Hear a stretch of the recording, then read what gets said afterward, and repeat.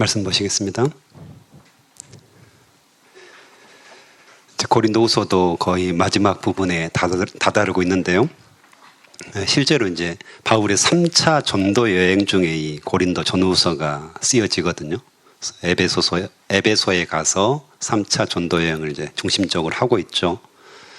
그런데 이제 3차 전도 여행의 중요한 목적 중에 하나가 예루살렘 교회를 돕기 위한 헌금, 모금 사역이 포함되어 있습니다. 그 당시 이제 예루살렘은 산 꼭대기에 거의 있었거든요. 그래서 농업 국가였잖아요, 대부분 그 당시에는. 그래서 이 농사를 지을 수 없는 땅이었기 때문에 실제로 가난했습니다. 예루살렘 교회 자체가 가난했어요. 그다음에 새롭게 개척된 처음으로 생긴 교회잖아요. 그래서 물질적으로 풍부하지 않았고 흉년이 들거나 하면 굉장히 어려웠습니다.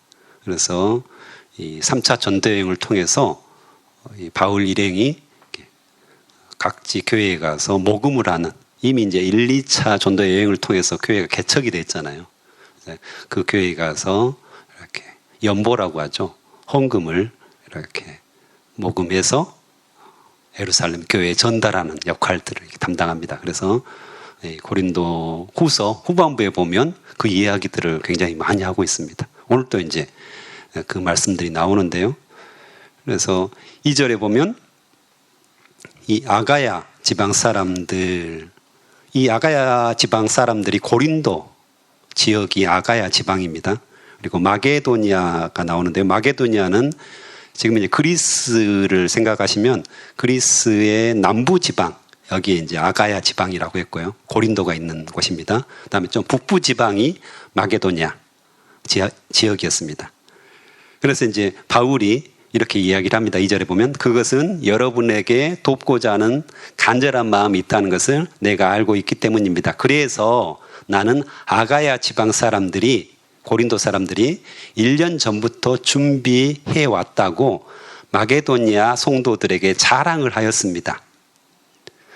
여러분이 보여준 열심을 보고 많은 사람들이 분발했습니다. 마게도니아 사람들이 분발했다는 거죠. 그래서 이 말은 바울이 마게도니아에 가서 그렇게 말한 겁니다. 저기 밑에 지방에 고린도에 사는 아가야 지방의 사람들이 먼저 이렇게 헌금을 작정하고 준비하고 있다더라. 그랬더니 이 마게도니아, 아마 이제 좀 지역 감정이 있었는지 모르겠지만 어쨌든 위에 마게도니아 사람들이 굉장히 열심을 가지고 그러면 우리도 질 수 없지. 고린도 사람들이 저렇게 작정을 많이 했다고 하는데 우리도 질 수 없다. 그래서 우리도 열심히 헌금을 해야 되겠다 하고 분발했다는 이야기입니다. 칭찬을 한 거죠. 아가야 지방 사람들, 고린도 사람들이 이렇게 하나님께 열심을 들여서 헌금을 작정하고 준비하고 있다더라. 이렇게 칭찬을 한 거죠. 그랬더니 마게도니아 사람들이 열심으로 준비했다. 그래서 4절에 보면 혹시, 그래서 그 말을 하죠. 마게도니아 사람들이 나와 함께 그곳에 가서, 그렇죠? 고린도에 가서 여러분이 준비하지 않은 것을 보게 된다면 여러분은 말할 것도 없거니와 이 일에 대하여 여러분을 믿었던 나까지, 자랑했던 나까지 부끄러움을 당할 것입니다. 이렇게 이야기를 합니다.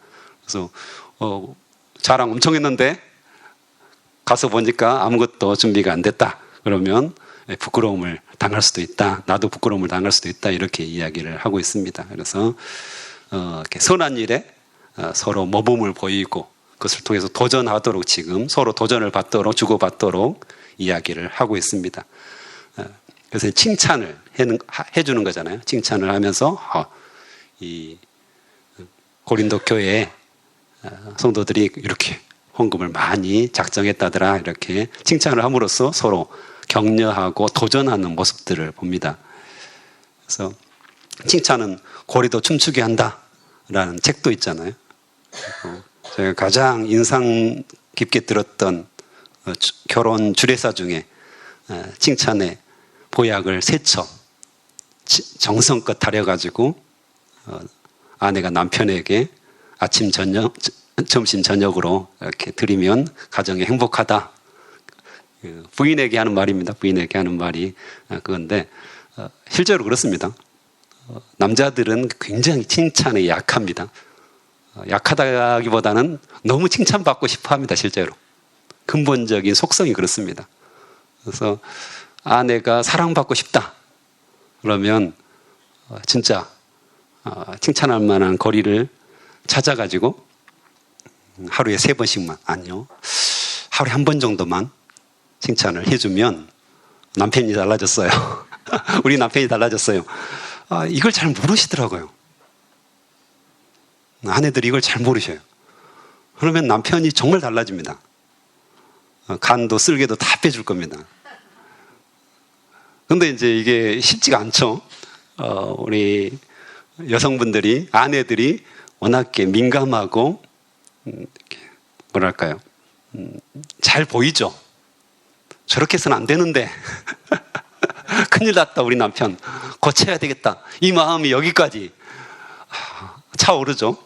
근데 그걸 조금만 참고, 칭찬할 거리를 찾고, 그 칭찬을 해준다면 아마 어떤 가정이든지 가장 행복한 그러한 가정을 만들 수 있을 거라고 저는 확신합니다, 실제로. 그래서 그게 가장 인상 깊어요. 칭찬의 보약을 정성껏 다려가지고 좀 아무거나 칭찬하면 안 되는 거죠. 그러니까 꼭 칭찬받을 만한 일들 있어요. 그것들을 자세히 살펴서 적시적소해서 딱 칭찬해주면 아마 남편이 고래처럼 춤추는 놀라운 역사가 있을 줄 믿습니다. 마찬가지로 오늘 이 고린도 교회를 향해서 그런 칭찬을 통해서 실제로 이 헌금을 준비하도록 이렇게 격려하고 도전하고 있는 그런 모습입니다. 그리고 5절부터는 약속한 헌금을 미리 준비하는 것이 필요하다. 미리 준비해라, 이 말이 있고요. 그 다음에 7절에도 보면 즐겨내는 자를 사랑하신다. 예전 버전은요. 그 다음에 흔쾌히 내는 사람을 사랑하신다. 이렇게 말씀을 하십니다. 미리 준비하고 마음을 들여서 하나님께 자원하는 헌금, 준비된 헌금, 이것을 기뻐하신다고 분명하게 말씀하십니다. 목사님들이 가장 하기 어려운 설교가 헌금 설교라고 합니다. 그래서 이거 준비하면서 주님, 저는 어떻게 해야 됩니까? 근데 저는 담임 목사가 아니잖아요. 할렐루야. 그래서 마음껏 헌금하라고 설교를 할 수가 있습니다. 해야죠. 오늘도 분명하게 적게 심는 사람은 적게 거두고 반대로 넉넉하게 심는 사람은 넉넉하게 거둡니다. 이게 진리거든요. 하나님께서 그렇게 말씀하셨고 예전이나 지금이나 동일한 말씀입니다. 그래서 하나님께 드리는 자들 하나님께서 즐거워하시고요. 또 함께 기뻐하신다고 분명하게 말씀을 하시죠. 제가 학생들한테, 졸업한 학생들한테 축복의 말을 많이 해주는데 그 중에 한 가지가 11조를 1,000,000원 하십시오. 그렇게 기도하십시오 라고. 별로 안 놀라시네요. 1,000,000원. 11조를 1,000,000원 하는 겁니다. 1년에 1,000,000원이 아닙니다. 한 달에 1,000,000원을 하게 해달라고 기도하라. 그렇죠. 엄청나게 큰 돈이잖아요. 한 달에 1,000,000원을 11조 한다. 여기 있으세요? 그런데 엄청나게 큰 돈을 우리가 헌금하는 것 같은데 반대로 생각해 보면 한 달에 9,000,000원을 쓸 수 있는 겁니다. 할렐루야. 9,000,000원. 어이. 도저히 못 쓸 것 같아요. 한 달에 9,000,000원. 네. 1년에 얼마죠? 어이구. 할렐루야. 상상이 안 되네요. 어쨌든 그 정도의 우리가 기도 제목을 가지고 사회에 나가야 되잖아요. 여러분도 1,000,000원 하십시오. 11조. 네. 믿음대로 될지어다. 그리고 덧붙여서 12조를 하라고 합니다. 12조를 해도 2,000,000원 하는 거잖아요. 선교헌금으로 드리라는 겁니다. 선교헌금 드리고 저 같은 간사도 후원해라. 거기다 끼워서 말을 하는데 그래도 8,000,000원이 남아요. 남는 장사죠. 근데 우리가 소원을 두고 하나님 앞에 그렇게 기도하면 10의 2조가 뭐겠습니까? 10의 3조, 10의 5조 해도 여전히 1년, 한 달에 5천만 원을 쓸 수 있으니까 넉넉하죠. 그래서 그걸 통해서 하나님께서 기뻐하시고 나도 넉넉해지고 마음까지도 넉넉해지고 또 헌신을 했으니까 얼마나 즐거운 마음이 들겠습니까? 그런 역사들이 일어나는 거죠. 그래서 우리가 꿈을 더 크게 가지고 제가 정말 한 달에 11조를 1,000만 원 하게 해주십시오. 아이고 어떻게 그렇게 합니까? 뭐 이런 게 아니라 하나님이면 가능합니다. 우리가 월급이 수입이 아니잖아요. 전부가 아니잖아요. 또 다른 길들을 내셔서 하나님께서 그렇게 만드신다는 거죠. 저희도 이제 선교사로 살고 간사로 살기 때문에 늘 이렇게 미니멀 라이프를 삽니다. 옷도 보니까 오늘 옷도 제가 결혼 내복입니다. 바지가 아직까지 입고 있어요. 뭐 여전히 전혀 문제가 없습니다. 헤어지지도 않았고요. 그리고 뭐 대부분의 이제 삶을 미니멀 라이프 아주 축소시켜서 삽니다. 그런데 가만히 생각해 보니까 정말 저희가 넉넉하게 살고 있더라고요. 부족함 없이 살고 있고 마음으로도 넉넉하고 하나님 앞에서도 늘 감사한 삶을 살고 있는데 저희들 이제 삶을 보니까 작정 헌금이 꽤 많았습니다. 늘 뭐 결혼식하고도 남는 헌금을 이렇게 어려운 교회를 위해서 드렸었고, 그다음에 뭐 건축 헌금도 여러 번 드렸었고요. CC에서도 건축 헌금들이 있거든요. 거기도 드리고. 또 기억에 남는 것은 선교사로 살 때 그때 이제 우진이만 있었을 때거든요. 그때 이제 저희가 마닐라 새생명교회라고 그 교회가 건축을 하는데 4명분을 믿음으로 드렸습니다. 앞으로 태어날, 앞으로 우리 가족이 될 하주를 위해서 미리 헌금을 드리기도 했었고요. 등등 수많은 그런 작정 헌금과 그런 헌금들을 통해서 하나님께서 늘 때마다 시마다 먹이시고 입히시고 그러셨더라고요. 그래서 하나님께서 정말 적게 심는 자는 적게 거두고 반대로 넉넉하게 심는 사람은 넉넉하게 거두는구나. 그것을 경험하게 하셨습니다. 그래서 지금도 너무 감사해요. 제 아내가 그것에 대해서 불평하지 않고 늘 먼저 앞서서 같이 하자고 했었고요. 지금도 이제 저희가 10에 2조 정도를 드리거든요. 물론 쓰고 싶죠. 저를 위해서 쓰는 것, 우리 가정을 위해서 쓰는 거 늘 욕심이 나죠. 하지만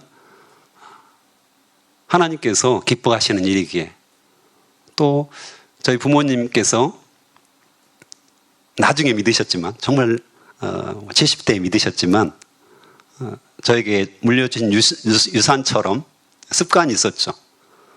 아껴 쓰게 하시고 또 미니멀 라이프를 계속 살게 하시고 늘 그 삶이 청빈하고 귀한 삶이고 다른 사람을 도와주는 것들이 아름다운 삶이라는 것들을 늘 보여주셨죠. 물론 크리스찬은 아니셨지만 나중에 예수님 믿고 천국 가셨지만 그것들을 가르쳐 주심으로 말미암아서 많이 안 써도 풍부하게 누리지 않아도 전혀 부족함 없이 만족할 수 있도록 해주신 것이 너무 감사한데요. 어쨌든 우리의 삶이 하나님께 드리고 하나님께 온전히 드릴수록 더 풍성해지는 거죠. 그래서 8절 이후에 보면 헌금을 통해서 이런 연보를 통해서 얻어지는 유익들에 대해서 늘 이야기를 하고 있습니다. 그래서 먼저는 이제 하나님께서 은혜를 부으신 거잖아요. 값없이 주시는 선물, 이걸 아는 것이 굉장히 중요하죠. 그래서 여러분에게 모든 은혜를 베풀어 줄 수 있는 분이다. 이렇게 8절에서 분명하게 말씀하시는데요. 값없이 주시는 선물을 우리에게 계속해서 부어주시잖아요. 우리가 가진 거 하나하나 따져보면 하나님의 은혜로 다 받았다는 것을 알 수가 있잖아요. 그래서 우리가 정말 하나님의 은혜를 누리고 있는지 하나하나 세어보고 계산해보고 내가 값없이 주시는 하나님의 선물이 있다고 하는데 나는 뭘 받았지? 내가 가진 것이 무엇이지? 내가 값없이 하나님께 그냥 공짜로 얻은 것이 무엇이지? 그것들을 하나하나 세어본다면 정말 많죠. 수도 없죠. 오늘 아마 새벽 기도 시간에 그걸 다 세워도 세지 못할 정도로 많은 선물을 받았어요. 다른 사람에 비해서 적게 받았다고 생각하는 것 뿐이지, 나 자체로는 충분히 받았고, 누릴 만큼 받았고, 엄청나게 받았고, 이런 축복이 없는 거죠. 그것들 하나하나 우리가 세워봤으면 좋겠습니다. 그래서 헌금하는 이의 유익들이 헌금하는 이의 마음을 풍요롭게 한다고 말씀하시죠. 그래서 감사함이 넘치게 된다는 거죠. 여러분이 바친 헌금을 우리가 전달하면 많은 사람들이 하나님께 감사하게 될 것입니다. 또한 이 감사가 넘치게 된다는 거죠. 헌금하는 사람이나 또 헌금을 받는 사람이나 감사함이 넘치게 될 것이다. 그래서 하나님을 찬양하고 하나님을 경배하게 될 것이라는 거죠.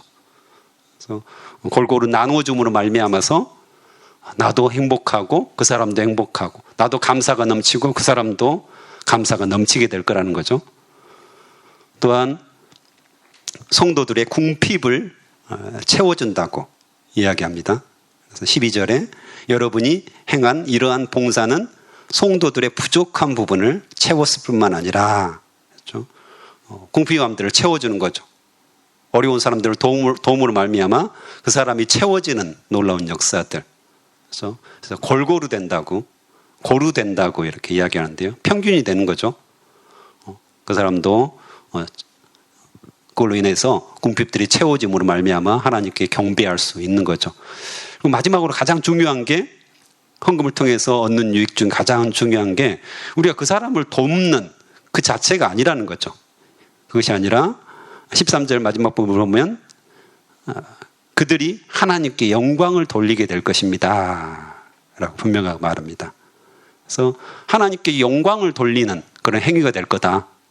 단순히 우리가 구제헌금을 했고 그 사람을 돕는 헌금을 했을 뿐인데, 예루살렘 교회를 돕기 위해서 우리가 헌금을 했는데, 그 목적으로 했는데 그것이 결국엔 궁극적으로는 하나님께 영광이 되는 그런 놀라운 역사가 일어난다는 거죠.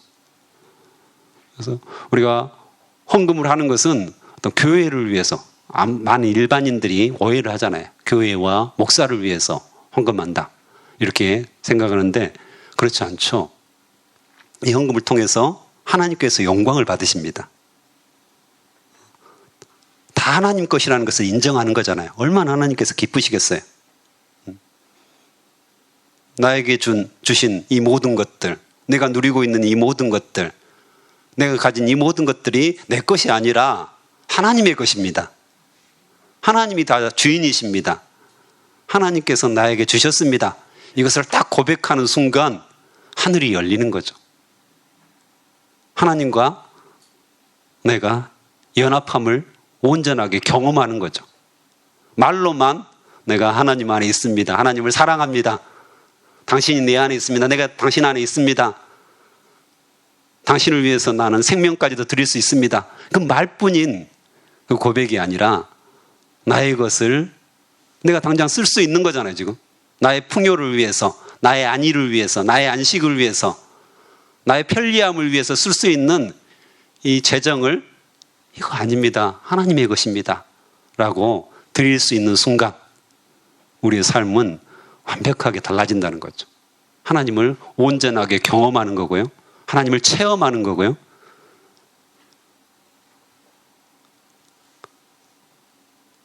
우리가 경험될 뿐만 아니라 하나님께서 그 후에 후폭풍도 있습니다. 후폭풍처럼 더 부어주시는 하나님을 경험하게 되는 거죠. 그래서 우리 안에 넉넉함이 있었으면 좋겠고요. 풍요로운 마음, 흔쾌히 내는 마음, 즐겨내는 마음, 또 자원하는 헌금, 특별히 미리 준비하는 헌금, 그걸 통해서 하나님을 경험하는 아름다운 역사가 일어났으면 좋겠습니다. 함께 기도하시겠습니다. 하나님 감사합니다. 그렇습니다. 우리가 누리고 있는 모든 것들 다 하나님의 은혜이고 하나님께서 주신 것이고 하나님께서 우리를 위해 다 마련하신 것임을 우리가 믿음으로 고백합니다. 그래서 우리가 헌금할 때마다 자원하는 마음으로, 즐거운 마음으로, 감사한 마음으로 주님께 드리는, 주님께 영광 돌리는 그런 귀한 삶을 살게 도와주시옵소서. 우리가 말로 하나님을 사랑한다라고 고백하기보다 오히려 행함으로 이 일들을 헌금을 함으로써 그 사랑을 확증할 수 있도록 축복하여 주시옵소서. 우리 안에 넉넉한 마음을 주시고 풍요로운 마음을 주시고 감사하는 마음을 주셔서 언제나 하나님께 드리는 그런 귀한 성도들이 될 수 있도록 축복하여 주시옵소서. 또한 오늘 귀한 헌금을 통하여서 마음을 드리고 몸을 드리는 자들이 있습니다. 주님께서 받아주시고 배나 더하여 주시고 하나님 더 큰 축복으로 역사하여 주실 것을 믿습니다. 주님의 약속을 우리가 믿사오니 주님께서 행하여 주시옵소서. 감사합니다. 예수님의 이름으로 기도합니다. 아멘.